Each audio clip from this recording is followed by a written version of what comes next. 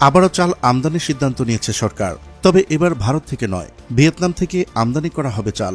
একই সঙ্গে 30,000 ton TSP সার আমদানির সিদ্ধান্ত নেওয়া হয়েছে। এই সার আমদানি করা হবে মরক্কো থেকে। বাংলাদেশ বর্তমানে আলু, পেঁয়াজ, চিনি ও চাল আমদানির ক্ষেত্রে একক দেশের উপর নির্ভরশীলতা কমানোর উদ্যোগ নিয়েছে এবং ভারতের বিকল্প সরবরাহ উৎস খুঁজছে বাংলাদেশ। ভারতের পাশাপাশি আরও কিছু দেশ থেকে এসব পণ্য আমদানি নিশ্চিত করা, যাতে সরবরাহ সংকট বা দাম বৃদ্ধি থেকে সহজে পরিত্রাণ পাওয়া যায়। ভারতের বিকল্প ভিয়েতনাম থেকে কি পরিমাণ চাল আসছে, কবে আসছে তা জানাবো আজকের এই ভিডিওতে। চলুন শুরু করা যাক। 28 জানুয়ারি মঙ্গলবার সচিবালয় মন্ত্রী পরিষদ বিভাগের সম্মেলন কক্ষে অর্থ উপদেষ্টা ডক্টর সালেহ উদ্দিন আহমেদের সভাপতিত্বে সরকারের ক্রয় সংক্রান্ত উপদেষ্টা পরিষদ কমিটির বৈঠকে এই দুটি প্রস্তাব অনুমোদন করা হয়। অর্থ উপদেষ্টা ডক্টর সালেহ উদ্দিন আহমেদ বলেন, রমজানে যেন খাদ্যপণ্যের ঘাটতি না হয় সেজন্য চাল ও গমের পর্যাপ্ত মজুত নিশ্চিত করা হবে। বৈঠক সূত্র থেকে জানা যায়, ভিয়েতনামের সরকার থেকে সরকার G2G পর্যায়ে 1 লাখ টন চাল আমদানির প্রস্তাব করে খাদ্য মন্ত্রণালয়।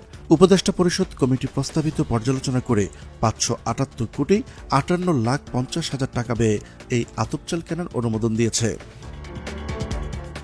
সূত্রটি জানিয়েছে, 2024-25 অর্থ বছরে রাষ্ট্রীয় জরুরি প্রয়োজনে ও জনস্বার্থে আন্তর্জাতিক উৎস থেকে 9 লাখ টন চাল আমদানির জন্য অর্থনৈতিক বিষয় সংক্রান্ত উপদেষ্টা পরিষদ কমিটি থেকে অনুমোদন নেওয়া হয়। এরই আলোকে দেশে সরকারি খাদ্য মজুত বাড়িয়ে সরকারি বিতরণ ব্যবস্থা সচল রাখার স্বার্থে 1 লাখ টন আতপ চাল G2G পদ্ধতিতে ভিয়েতনাম থেকে আমদানির জন্য সিদ্ধান্ত হয়। ভিয়েতনামের সাউদার্ন ফুড কর্পোরেশন এই চাল সরবরাহ করবে। প্রতি টন চালের দাম 474.25 মার্কিন ডলার নির্ধারণ করা হয়। সেই হিসাবে এতে মোট ব্যয় হবে $4,74,25,000।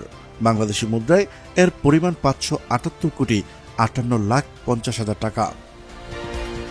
বৈঠকে কৃষি মন্ত্রণালয়ের পক্ষ থেকে রাষ্ট্রীয় পর্যায়ে চুক্তির আওতায় মরক্কো থেকে 30,000 টন টিএসপি সার আমদানির একটি প্রস্তাবও দেওয়া হয়। জানা যায়, মরক্কো থেকে রাষ্ট্রীয় পর্যায়ে চুক্তির মাধ্যমে টিএসপি সার আমদানি করে বিএডিসি। এর মধ্যে সম্পাদিত চুক্তির কার্যক্রম সম্পন্ন হয়েছে। সার আমদানি চুক্তিতে উল্লেখ করা মূল্য নির্ধারণ পদ্ধতি অনুসারে সারের মূল্য নির্ধারণ করে মরক্কো থেকে 30,000 টন টিএসপি সার আমদানিতে ব্যয় হবে $1,32,00,000। বাংলাদেশি মুদ্রায় এর সমপরিমাণ 161 কোটি 4 লাখ টাকা। প্রতি টন টিএসপি সারের মূল্য ধরা হয়েছে প্রায় $440। প্রিয় দর্শক, আজ এই পর্যন্তই। দেখা হচ্ছে পরবর্তী ভিডিওতে। ততক্ষণ পর্যন্ত মহান আল্লাহ তাআলা সবাইকে ভালো রাখুক, সুস্থ রাখুক। আল্লাহ হাফেজ।